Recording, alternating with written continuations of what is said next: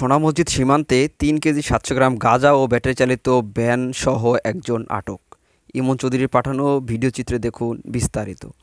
চাঁপাইনবাবগঞ্জের সোনা মসজিদ সীমান্তে মাদকবিরোধী বিশেষ অভিযানে ৩ কেজি ৭০০ গ্রাম ভারতীয় গাঁজা ও একটি ব্যাটারি চালিত ভ্যান জব্দ করেছে বাংলাদেশ বর্ডার গার্ড। এ সময় একজনকে আটক করা হয়। বুধবার সকাল ৬টা ১৫ মিনিটে মহানন্দ ব্যাটালিয়নের সোনা মসজিদ বিওপির টহল দল কানসার গ্রামে এ অভিযান পরিচালনা করেন।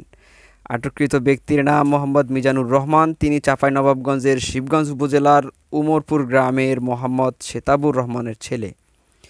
বিজিবি জানান, অভিযানে ৩ কেজি ৭০০ গ্রাম ভারতীয় গাঁজা ও একটি ব্যাটারি চালিত ভ্যান উদ্ধার করা হয়।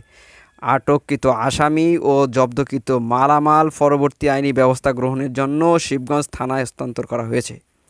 মহানন্দ ব্যাটালিয়নের অধিনায়ক লে-কর্নেল গোলাম কিবরিয়া বিজিওএম বলেন, সীমান্ত এলাকায় অপরাধ ও মাদকদ্রব্য চোরাচালান দমনে বিজিবির বিশেষ টহল বৃদ্ধি করা হয়েছে। এ ধরনের অভিযান ভবিষ্যতেও অব্যাহত থাকবে বলে তিনি জানান।